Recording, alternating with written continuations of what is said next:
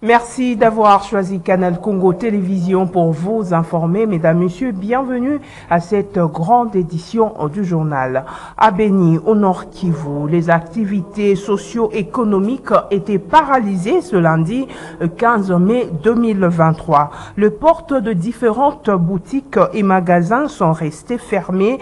Pas moyen de transport. La société civile a appelé la population à observer 5 jours sans activité pour protester contre le banditisme urbain. Suivez ces reportages de notre correspondant Joël Kamabou.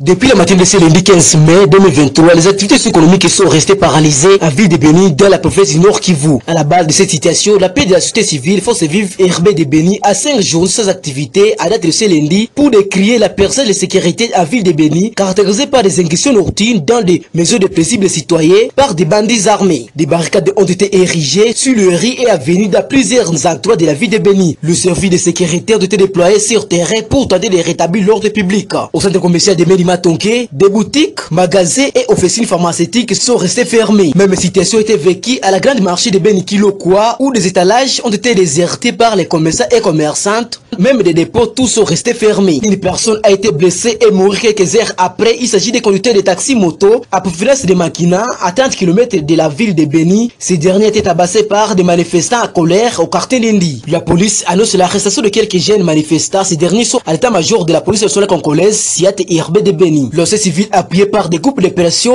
et mouvements citoyens a appelé à une série de manifestations à partir de ce lundi. Dans un intervalle de mois, la société civile de la ville de Beni dit avoir dénombré plus de 800 cas d'incursion des hommes armés dans les ménages des paisibles citoyens. Concernés par la session sécuritaire qui prévoit dans la région de Beni, le maire de la ville, le commissaire divisionnaire adjoint, Norsi Moutebaka Chalet, appelle la population à rester calme, surtout que les services de sécurité sont à pied d'œuvre pour restaurer la paix et la sécurité à ville de Beni. Pour rappel, la semaine dernière, 45 présumés bandits auteurs de sécurité à ville de Beni ont été présentés par la police nationale congolaise au maire de la ville de Beni. Ces civiques ont été arrêtés lors de différentes opérations de bouclage ciblées menées par les services de sécurité.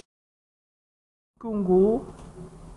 Parlant processus électoral, à présent en République démocratique du Congo, la conférence épiscopale nationale du Congo et l'Église du Christ au Congo ont présenté ce lundi 15 mai 2023 la synthèse du rapport de leur mission d'observation électorale sur l'opération d'identification et d'enrôlement des électeurs.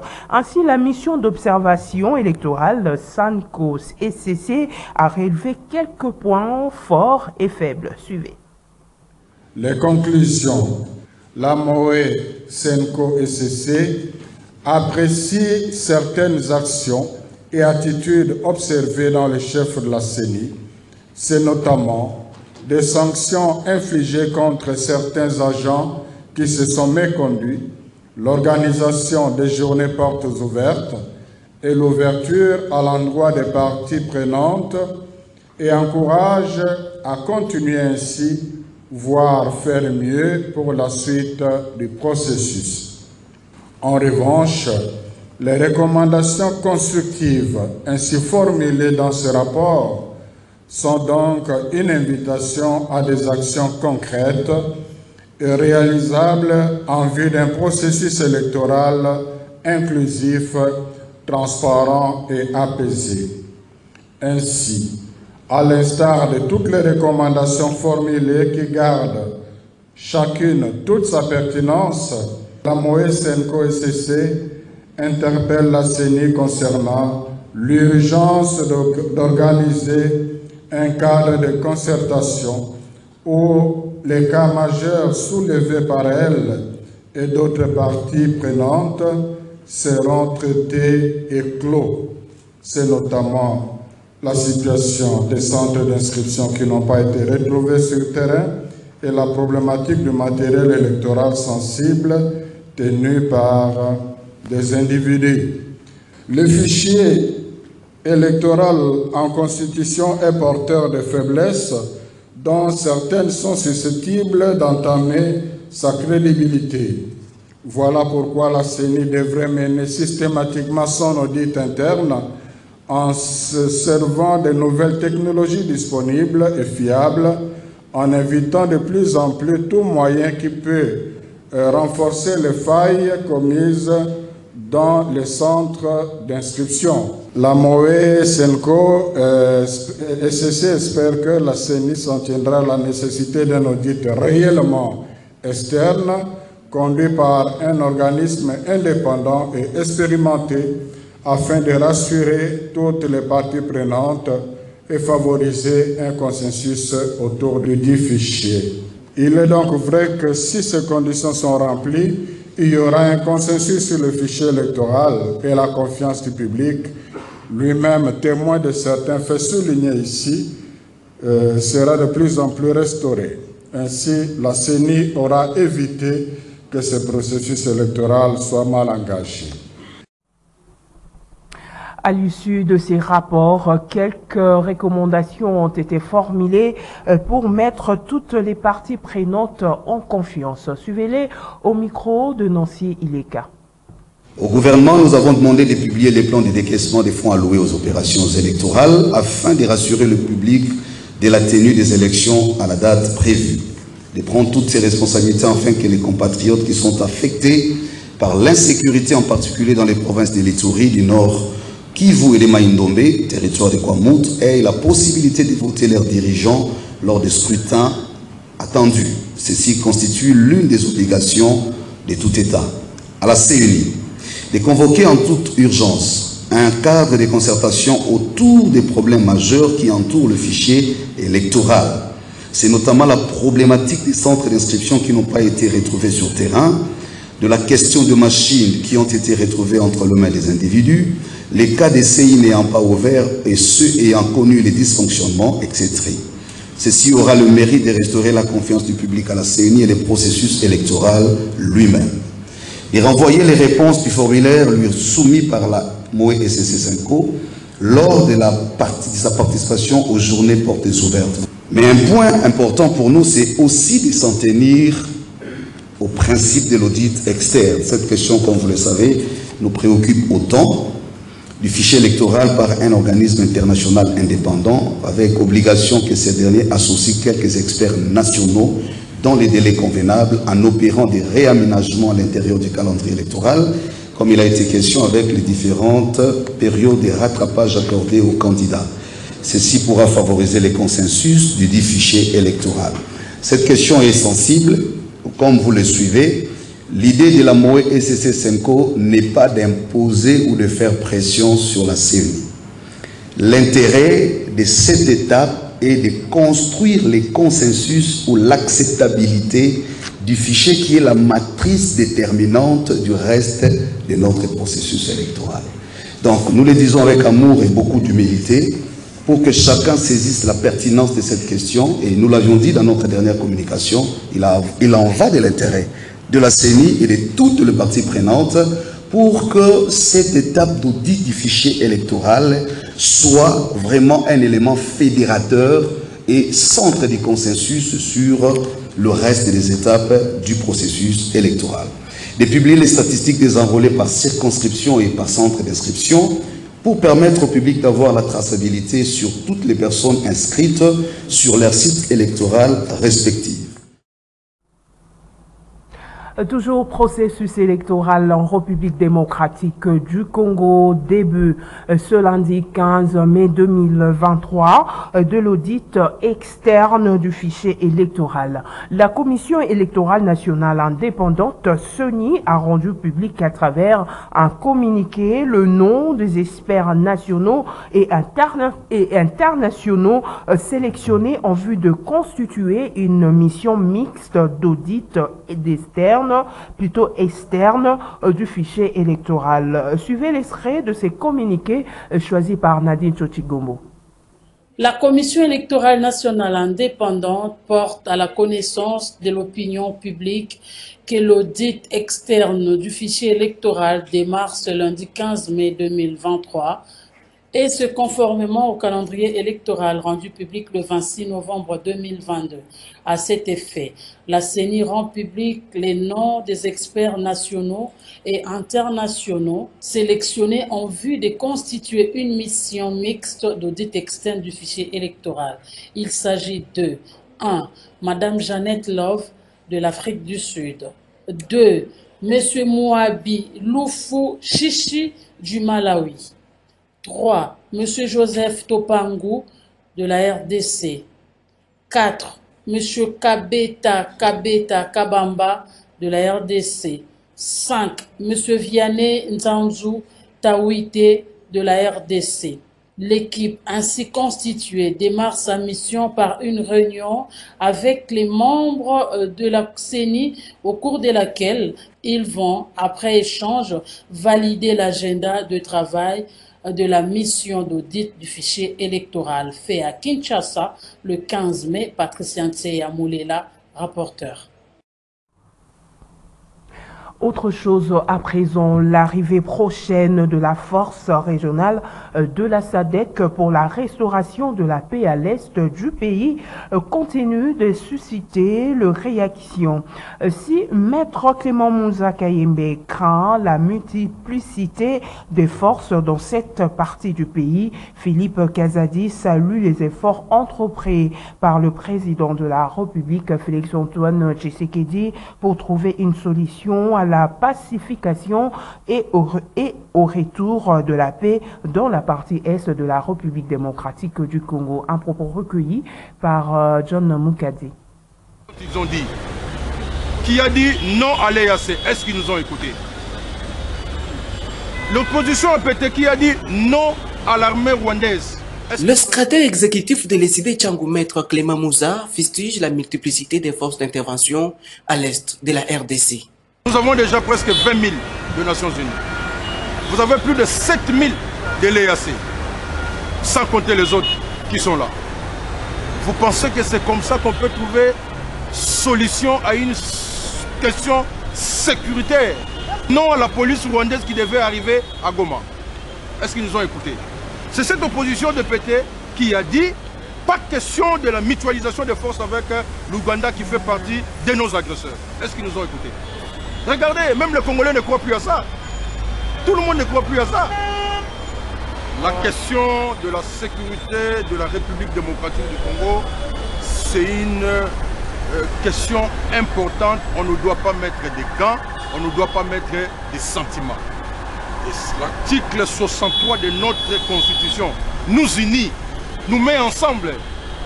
Avec cet article-là, il n'y a pas de Mukongo, il n'y a pas de Muluba, il n'y a pas de Mungala, il n'y a pas de Swahili. Il n'y a pas même pas de parti politique. Mais lorsque quelqu'un décide comme ça, et il n'y a pas de résultat, et tout ça se fait sous l'état de siège. Philippe Kazadi, secrétaire général de l'ADP, salue pour sa part les efforts du chef de l'État pour la restauration de la paix à l'est du pays. Bon, cette nouvelle, nous avons accueilli avec beaucoup de satisfaction parce que elle témoigne que le chef de l'État ne dort pas sur ses lauriers. Il est en train de réfléchir jour et nuit comment apporter la solution à la crise de sécurité qui sévit à l'est de notre territoire.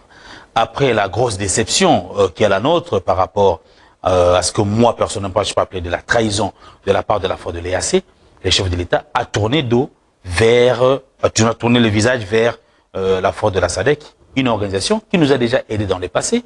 Et donc c'est très important que nous, peuple congolais, nous puissions nous apprêter à pouvoir accueillir à bras ouverts la force de la SADC qui nous est déjà venue en aide une fois dans le passé. Donc, étant donné que l'EAC nous a joué un mauvais jeu sur ce qui est de la sécurisation ou de l'appui au FARDC, c'est tout à fait normal que nous puissions voir ailleurs. Et moi... Parlons de la structure d'appui au mouvement de libération du Congo, MLC Avenir Bemba. Une formation en pâtisserie a été organisée à l'intention des femmes par son président Moïse Mandema. Autre détail avec Lola Kinyamba. L'Avenir Bemba Kalamo, en collaboration avec Madame Clarisse, avait organisé une formation sur l'entrepreneuriat pour ces cadres. À la structure d'appui du mouvement de libération du Congo, Avenir Bemba, l'on dit non à la dépendance. L'autonomisation de la femme constitue son cheval de bataille. Voilà qui justifie la série de formations en pâtisserie à l'intention des femmes de cette structure. Et les premières bénéficiaires, ce sont les femmes d'Avenir Bemba section Kalamo que dirige Moïse Mandema. Ces femmes outillées en technique de pâtisserie ont bénéficié chacune d'un don de panne leur émis par le président national de l'Avenir Bemba, Yannick Samato. Merci. Na nyonso bozo sala na kombo ya Jean-Pierre Bemba na commune ya Kalamu et puis na kombo ya Avenir Bemba.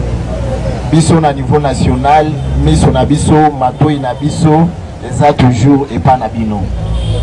Soki batolias ezali o etali parti o etali la structure na biso be ba base na biso, je pense que non.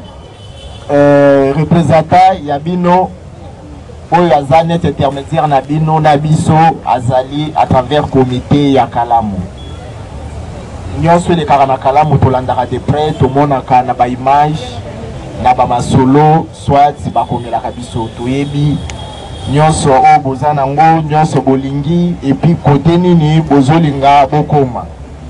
Biso na niveau national na niveau ya ba au cadre ya parti toko pesabino toujours bénédiction que o bozo sala ezala ya moketo ya ebele mosala na bino emona na pe ekendeli boso. Notez que le président de l'Avenir Bemba section Kalamo, Moïse Mandema, effectue depuis ce lundi 15 mai 2023 des descentes à la base. Question de préparer la deuxième phase de formation sur la pâtisserie.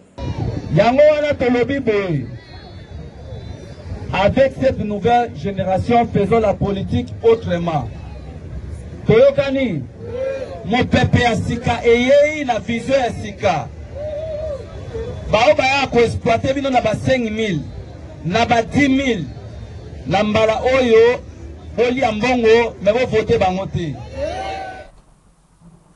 Toujours éco-parti politique, la République démocratique du Congo en quête de solutions pour mettre fin à l'insécurité qui sévit dans sa partie Est. Et pour le président de l'Union de Républicains et Alliés UR, Norbert Louyeye, la solution se trouve dans la mise en œuvre de l'accord cadre d'Addis Abeba. Il est au micro de Gisèle Etoko et Yves Lechouengue.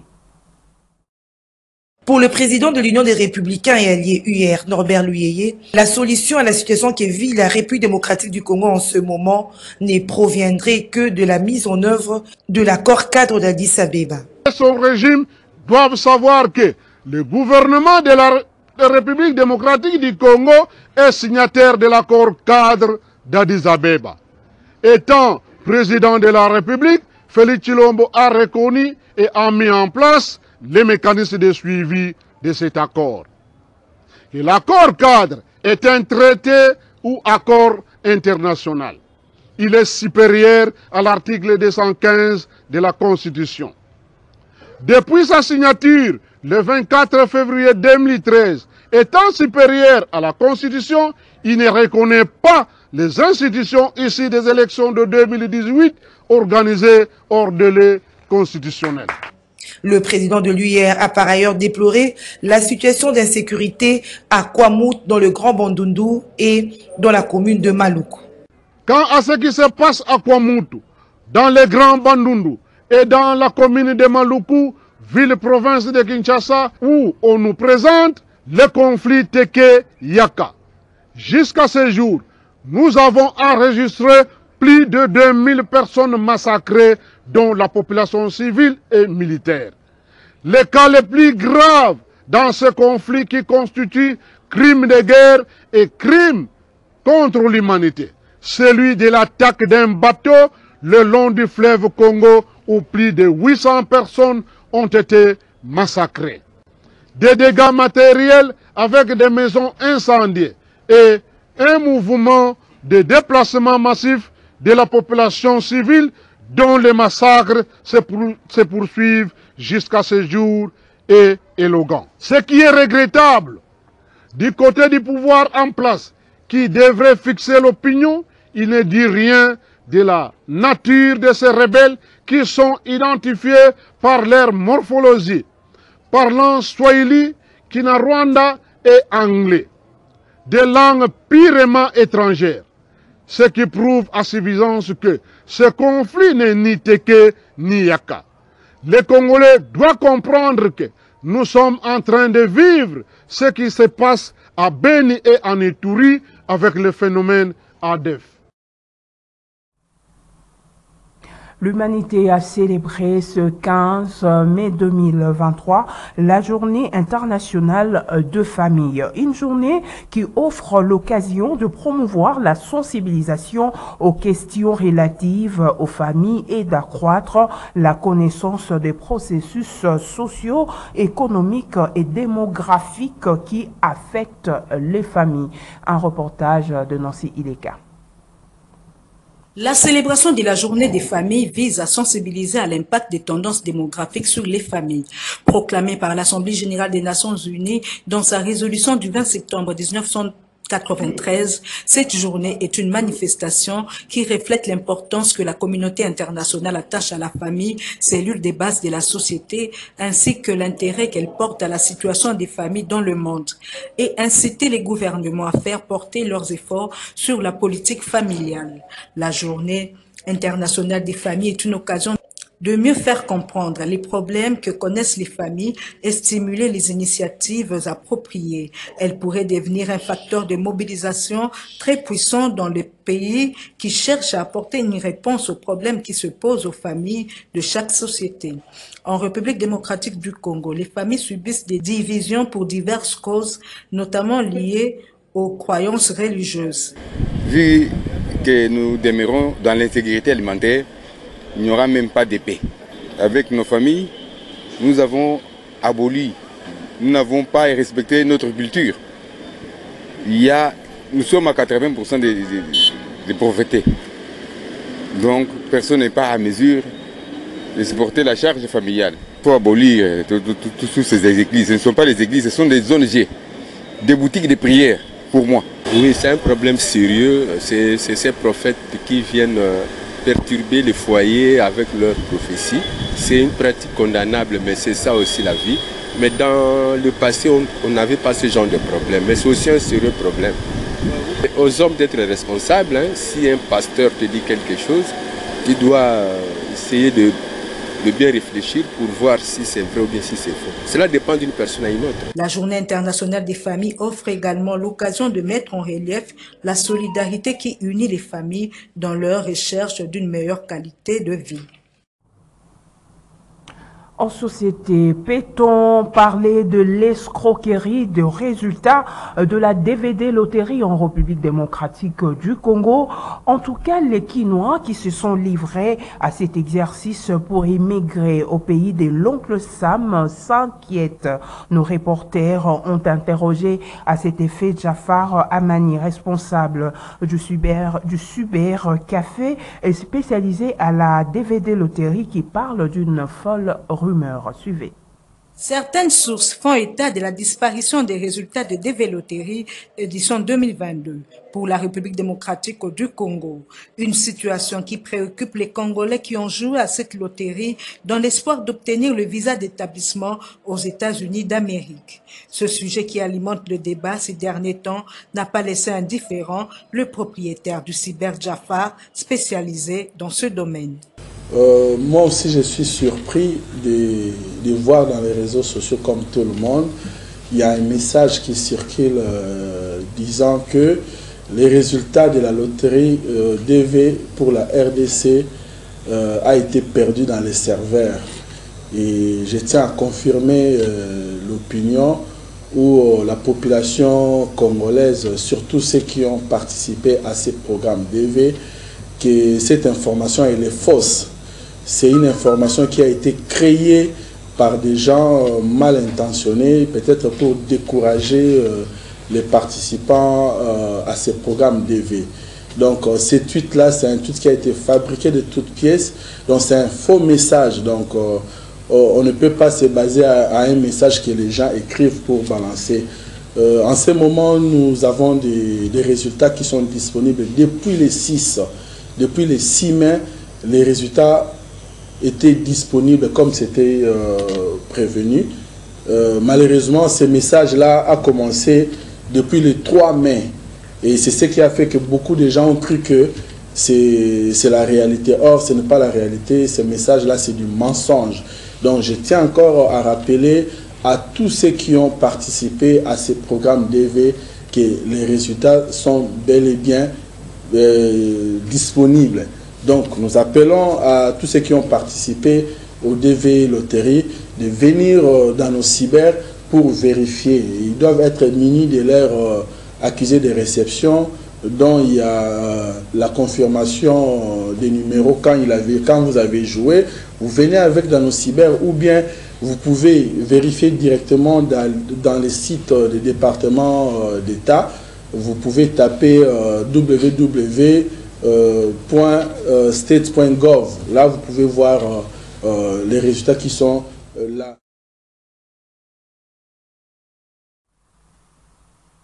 Et puis parlons sport à présent avant de nous séparer dans le cadre de 9e jeu de la francophonie. Maître Nicolas Lianza, coordonnateur national de judo, a éclairé l'opinion le week-end dernier sur le controverse de sa relation avec le comité olympique ainsi que la participation des judokas congolais à ces tournois qui se tiendra au mois de juillet prochain. Reportage de John Moukadi.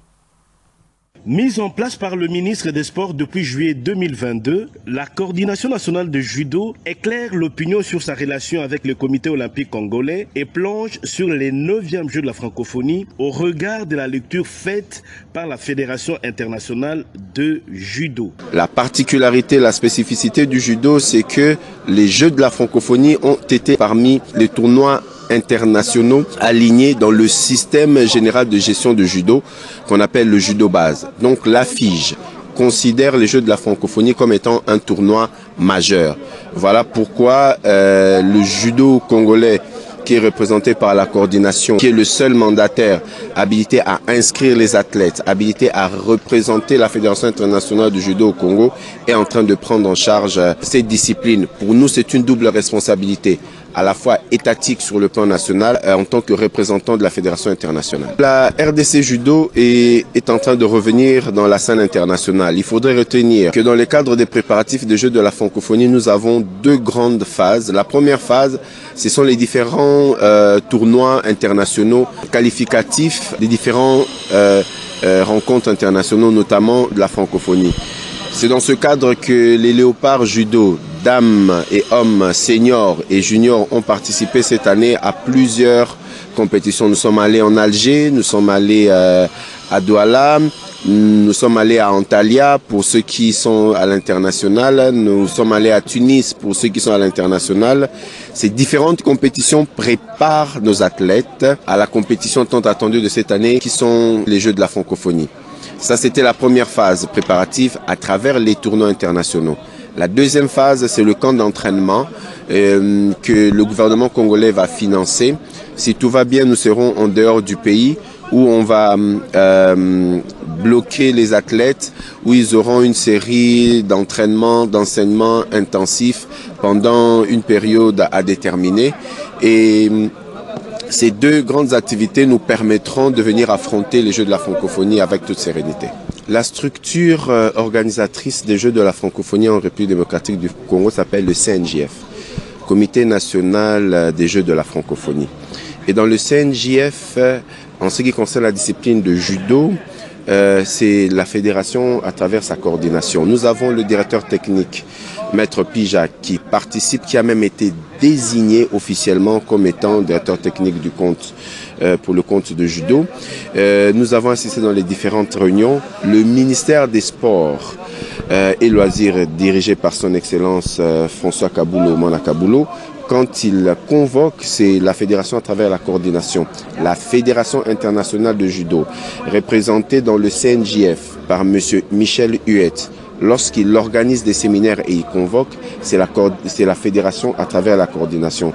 Il n'y a pas de débat. Le comité olympique, c'est dans la dimension de l'olympisme, mais il y a certaines informations qui pourront échapper à leur bureau, mais nous pensons que c'est clair. Nous estimons que toutes les parties devront œuvrer pour la bonne marche du judo en République démocratique du Congo. Ce journal est terminé, mesdames, messieurs. Merci de votre attention accordée. Je vous retrouve demain avec ces mêmes plaisirs. Au revoir.